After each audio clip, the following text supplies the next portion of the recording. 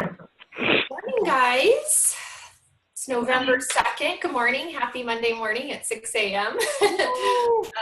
Yay. Today this is a continued series on Developing the Leader Within You by John Maxwell. And today we're going to go over chapter 3. So the most important ingredient of leadership is integrity. Okay.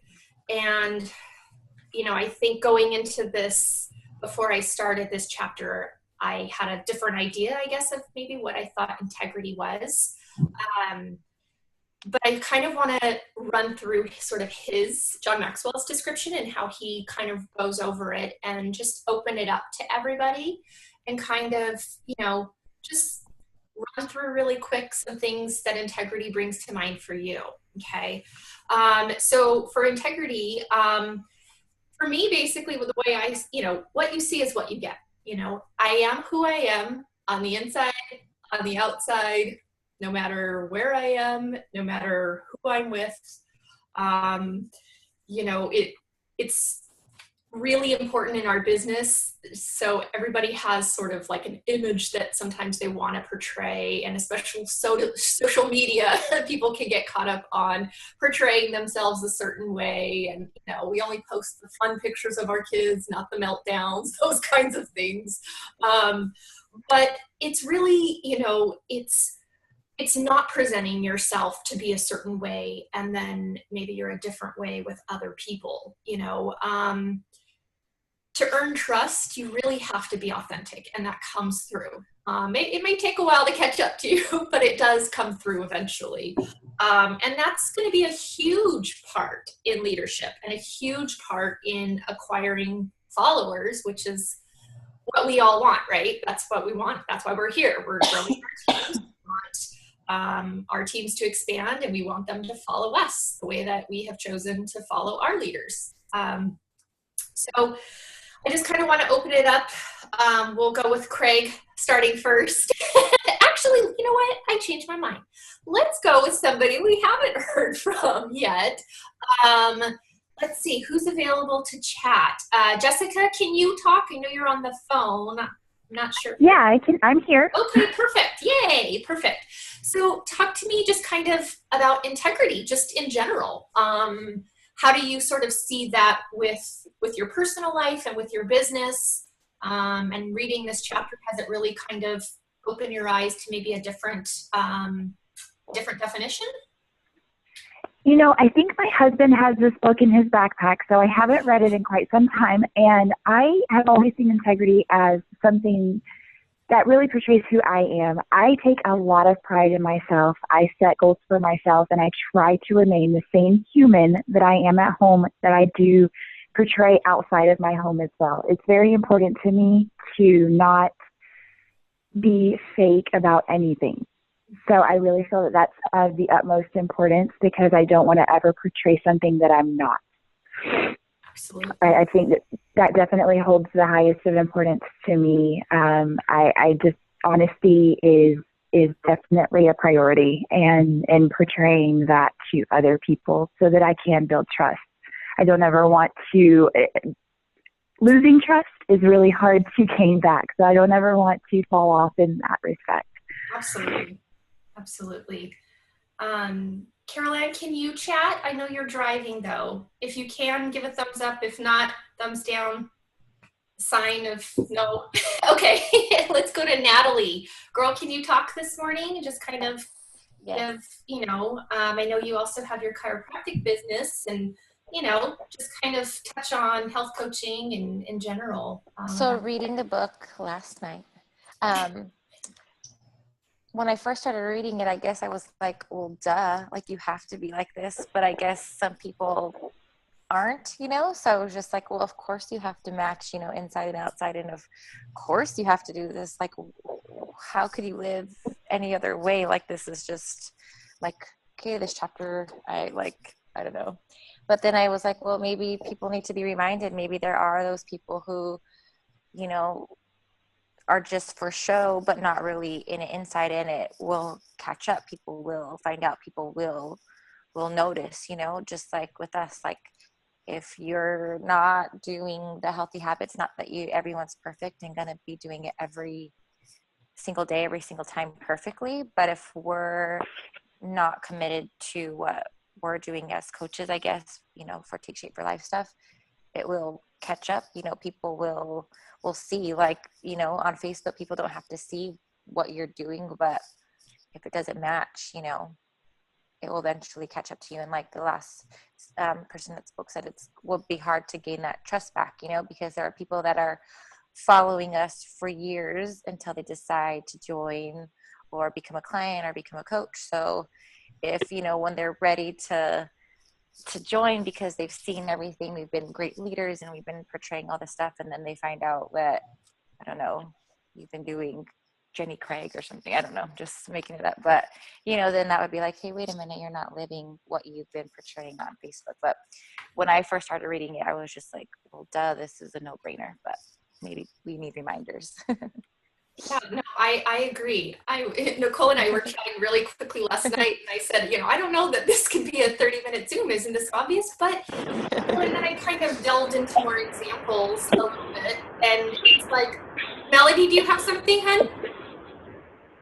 Well, I just want to say, like, what I think about it, integrity, is like, for our program, is like when somebody makes a mistake and goes off plan, of us being able to be honest and just like, I've totally done that. There's been days where I've just done this instead, and this is what you just need to kind of do to get back on plan. So not seeming like, oh, I never make a mistake. Just be completely honest, and then like, other things like, I've gone out of the store with something in my cart that I didn't intentionally mean not to pay for. But some people will go, cool, look, I got something for free. But for me, I have to go, gosh, now I have to go walk back into the store and pay for this because I can't, because I have an 8-year-old and I have to show her that, just because they didn't see it doesn't mean it's free. Or like when I was out with Nicole and Jesse when we went to the restaurant, and they ordered coffee, and then I ordered coffee after the fact. So when the bill came, the coffee wasn't on there, and I had to like go and like kind of try to flag down the waitress and say, hey, you forgot to charge me for this coffee. And she was like, oh, honey, it's okay, don't worry about it. But at least I asked. And then I ended up talking to her afterwards and getting her email and putting her on my contact list. I haven't heard back from her, and I friend requested her, but I know that I modeled integrity when I did that, because you never know who's watching you. So you always have to try to make sure that, because you don't know who's watching, but God's always watching you. So you kind of you can't escape that. And so there should be some guilt when you have that to make you, inconvenience yourself to go walk back into the store and have something paid for, or flag down the waitress. It might be inconvenient, but, Yeah, no, that's perfect. Exactly what you were saying, Melody, is kind of where I was going to go next with it, is just kind of people do what people see, right? So whether it's our coaches, our clients, our children, all of those things. So, Jamil often talks about leading from the front, and for a while, I kind of got what he was talking about. Obviously, I mean, it's pretty obvious.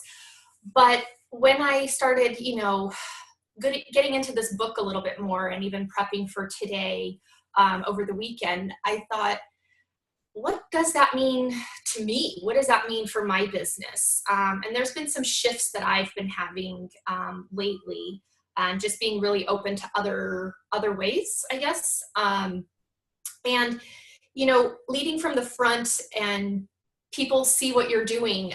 So things for our business could be going to the trainings, going to these events, going to national convention, going to anything and everything that you qualify for. Hosting a healthy happy hour, which I am still guilty of not doing. I have one for Sunday. So had I not been leading this, I don't know that I would be having one on Sunday. And I'm going to be totally honest about it. It's a fear I've had, and I got to get over it. If I'm asking my coaches to host healthy happy hours, hello, ding dong, like, you got to do it too. How can you talk about it if you don't if you haven't done it yourself. And, you know, I'm going to be honest, like, yeah, I do look to things that Jamil's my leader, Jamil's my mentor, my coach. And so I'm looking for things that he's doing. Think about it, if we invite all of our coaches and friends and family to these, you know, events and trainings that we have, and then we're never there, why would they go? Why would they go? If Jamil's inviting me to something, not 100% of the time, but yeah, I kind of expect him to be there. I do. And how could I do this? You know, I need to do the same for my coaches. And that's something, as you know, as you become more of a business leader, you're much more mindful of that and really leading from the front. Excuse me. I kind of want to open it up to Craig. I know he's probably dying to get in here and tell us what he thinks about, you know, leading from the front. And go for it, Craig.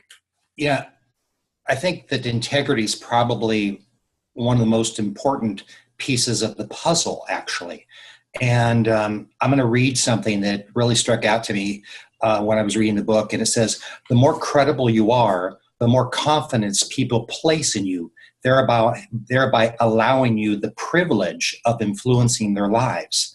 And so when you really think about that, let's go back to chapter 1 when we're talking about those different positions, those different levels. And you have position level, which is based on, you know, your position at your work, or okay, you're an executive director, you ran so much volume. Okay, but then what we really want to get to is we want to get to that permission level, that interrelationship level. And that's not going to happen if we don't have that piece of the puzzle, which is integrity, because who's going to want to go ahead and follow somebody that they don't believe in? They don't think that they're actually doing what they say that they're doing. And so, you know, the thing is, and another quote is, you know, a leader is great not because of his or her power, but because of his or her ability to empower others. And the only way that you can empower another person is if they believe in you and believe what you have to say. And that's your integrity. Just like what you said earlier is, you know what, when you go out in this world, you know, you're the same out there when people see you as you are at home. There's no difference. Okay. So that's what I really, it's like, wow, you know, because that's, for me, it's developing those interrelationships that I think is really, really important, and that I'm trying to strive for and get better at every day. Perfect. I agree, Craig. I agree. Nicole, can you chat? Either Nicole? Oh, hi. Hi. Okay. So a couple things I thought of just to kind of piggyback on what Melody said. I thought the same thing about just integrity with our clients and with our coaches, and being honest, you know, to the fact that we're not perfect, you know, and yes, we're coaches and we have clients, but even to our clients, like what has been really important for me is to share in the challenges that they have, and not to be fake and be somebody else and go, oh no, I've been the perfect 5-in-1 person.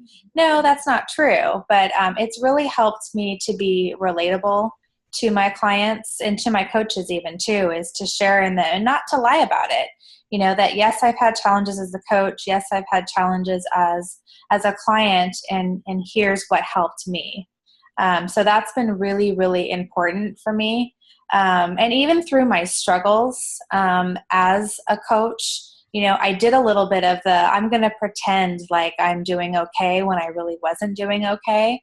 And it didn't get me anywhere. So that's been extremely important for me to just own it, you know, whatever it is, and be honest with who I am. And then a couple other things that this made me think about just as being a coach. And I think we got a reminder not too long ago about our own personal orders and ordering on Be Slim from our coaches. That really made me think about integrity and just doing the right thing, and not ordering, you know, under somebody that we have under us just to further our own volume. So ordering from our coaches, and then also ranking. It had me think about, you know, towards the end of the month when we're so close to that next rank, and we start kind of thinking about what can I do? What can I do? And I've done this a couple of months where I've gone, well, my husband needs food. If I just order under my husband, then I'm going to rank up. And, but I really, really tried not to do that, because I know that that's not living with integrity. That's not doing the right thing. So I've always tried to keep in the forefront of my mind, I'm going to do this, and I'm going to do this on my own. I'm going to do it the right way. So I always think about that every single month, is making sure that, that I'm not trying to cheat, that I'm legitimately, helping people, and, then my ranking will show the number of people that I'm helping. Awesome. So thank you. Yeah, no, I love that. It's a good point that you guys talk about. It's like, we're all clients first, we're all clients first. And if we were all perfect, we probably wouldn't be here.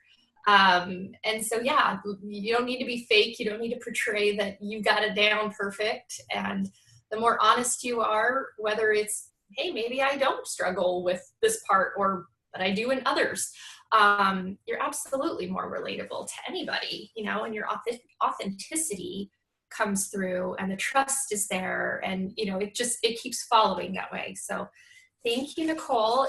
Where's our other Nicole? There we go. Hi, Nicole. Hello. Hi. Good morning. Morning. Well, I'm pretty new with health coaching. I don't have any health coaches under me, so that's one thing that I'm working towards. But I did apply what we were reading to my full-time job, and I do manage a few people, and so kind of opened my eyes to things that I should be doing. And, so I started becoming more open with people, and I just think it's been really great. So I think using these practices in my full-time job will kind of lead me to be more, to be a better health coach, and also mentor other health coaches in the future. Do you care to share maybe an example or so of how you've kind of brought some of those things over? You said, maybe it opened your eyes of things that maybe you should be doing at work. Yeah. One of the things is that I tend to do things for like something that somebody else should do. I do it for them, thinking I'm taking the load off them. And in my mind, I'm saying, well, I know how to do it. I want to get it done right. I don't want to waste time training this person, which is horrible because, I need to empower the people that work for me, and I need to make sure they understand how to do their job, and I want them to feel confident. So by me taking more work off them, I'm actually putting more work on myself and enabling them to not do better down the road. And so that's one thing that's really helping me. I'm just telling them, hey, here's your direction. If you need help, let me know, but this is how you do it. Now you try it on your own. And I think it's definitely making them more confident, and making me be able to focus on things that are more important. Awesome. Yeah. Awesome. Great. Same thing with our clients, right? That's why we ask them to post their successes and things like that in Healthy Habits, right? It's not necessarily doing everything for them, guiding them to finding, guiding them to finding certain files, things like that. So that's great. Thanks. Can I jump in really quick? Yeah. If I can just plug Nicole, would you mind sharing, and this is kind of going back to chapter 2, but would you mind sharing what you posted, and just in case people didn't see it, about the 80-20 principle? Yeah, so I put that together just like it was in the book, and I've been using it since Wednesday, and it really is awesome. I already have another organizational process in place where I have Post-it notes on a board, and I kind of move my projects around. So I'm using both of them in conjunction, but the Pareto principle, the to-do list, has been really helpful because it makes you think what's really important. You're not just reacting to things. You're not just getting to work and freaking out going, oh my gosh, look at all these emails. That's what happens to me when I get to my full-time job. I'm like, I have 200 emails. And then some of them are really urgent, but then I have to realize, well, these are the goals. I don't need to react to those. I need to follow these, do these things that I set on this piece of paper yesterday, and they're still more important than those emails, and I just need to focus on those. So it's really kept me really strategically going through my day instead of just flying all over the place. And it's really fulfilling to check those things off. I love checking them off. And I also feel less stressed because the night before you're putting your stuff down, you're saying, okay, well, this thing did not get done today. So tomorrow I'm going to make sure it's at the top of my list because it'll really make me mad if I didn't get it done. And then, so it's at the top, and then, you know, you've checked it off, you're done. Sometimes what would happen if I didn't have that list is I would just react, and the next thing you know, all of the goals had nothing accomplished. You know, I didn't do anything to reach my goals, and that's really depressing. So having the list has helped me a lot. I'm still going to practice using it and use it every day, but I'm just beginning, and it's already helped. Awesome, Nicole. I'm actually doing the same. So thank you for posting. I have 7 of these sheets printed out for every day this week, and I filled it out late last night, but I woke up just feeling lighter. I felt better. I felt like I had intentions for the day. I know where I'm going. So thank you for, for posting that. Does anybody else want to talk about today before we kind of integrity, before we wrap up and talk about for next week? Does anyone have anything that they want to share? I just had one thought. Yeah. My name is Jennifer. Hi. Hi. I'm new, but very new. But welcome. My thought was that integrity has always been important. My dad beat it into my brain since I was a little girl. So it was one of those things that you know, worst thing you could do is lie about it. I could have just thrown a baby over a bridge. Awful. But if I lied about it, far more awful. So what struck me when I was reading this about the new business that I'm trying to develop with Take Shape for Life is that I have an important job and I control certain things, but what people are potentially putting their trust in us with are 3 different areas of their life that are so incredibly personal and important beyond your health, your wealth.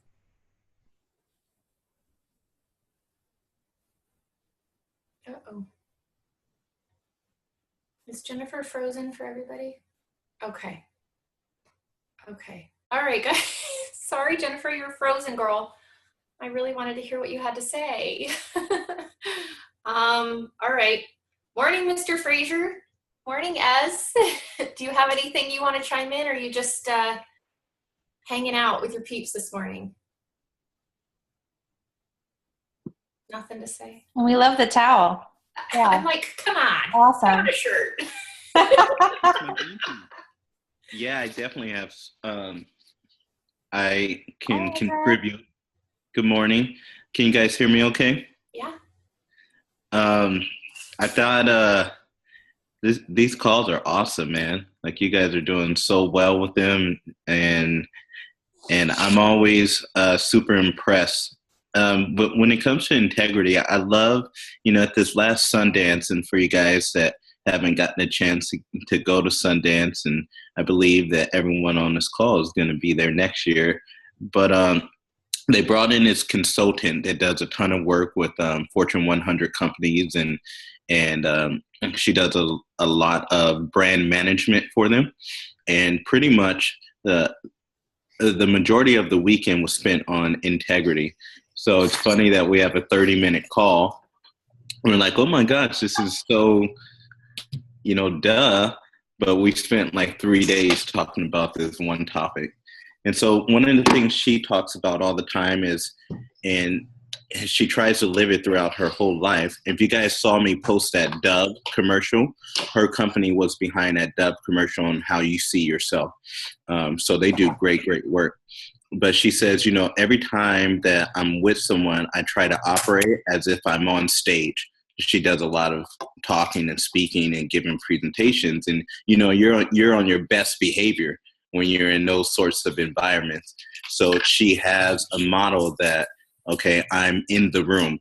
When you're in the room at maybe convention or Go Global or Sundance or some sort of, for you guys that have full-time jobs, if you guys have like team functions and stuff, you're on your best behavior. So she always talks about being in the room, playing above the line, never going below the line, not getting in situations to where you find yourself gossiping or, talking bad about people, and just being in a room, being on your best behavior no matter where you're at. I mean, if somebody cuts you off, on the freeway, I'm in the room. If, someone, whatever the situation could be.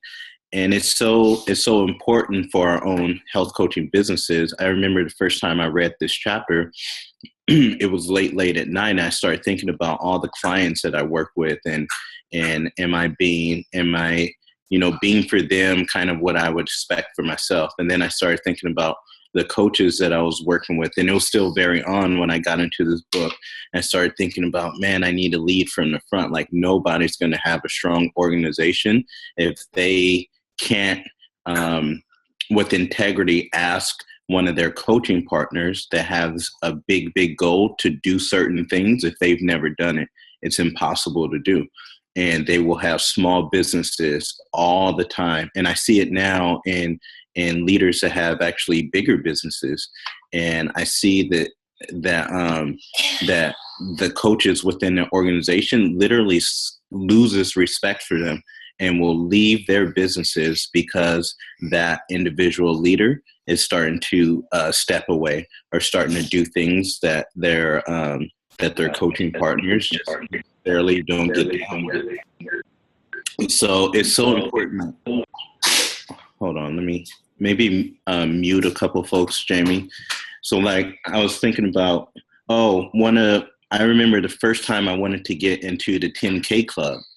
And one of my biggest reasons for doing that was simply so I could ask coaches who came behind me, and I could push them to go to that level too. And I never want to ask a client or a coach to do anything that I myself am not willing to do. I never want to talk about becoming fully integrated if I've never been fully integrated. I never want to talk about bringing on 10 coaches a month if I've never brought on 10 coaches a month. I never want to talk about, or I can't say like it's possible to bring on 35 clients in 1 month if I've never done it. And so I feel so completely original and so organic when I ask for certain things, because I know that it can be done. Like I know that someone can hit executive director within a month or so because I've gone out and I've done it, So, and I see the momentum that's carried with that. But someone that's never done it and they're constantly maybe asking people to do these things, that people can feel that quick. And it's one of the quickest ways to lose trust that I heard you guys talk about so much. And same thing with our clients. So I just try to think about, always do things to where, people understand your value. People understand you're there for them. Try to operate as if you're in the room. Play above the line all the time. And then what happens, especially with building a business like this, is everything we do creates habits. And I see it all the time from leaders going down in organizations. And one habit will lead to the next. So I heard someone talk about just placing your own orders within your own health coaches. You wouldn't believe it, but we have some legs where that habit goes down 5 levels to where they don't, starting from one person. And so if you want to, build your brand, build your business, you have to do things the right way, starting from the beginning, or quickly it will go to left field. And it's very, very hard to catch. And so you might as well just start out doing it the right way. So I love this book. I could talk about it forever. You guys know that. I reference it pretty much every single day. But this chapter is one of my favorites, and eventually we'll get to people development.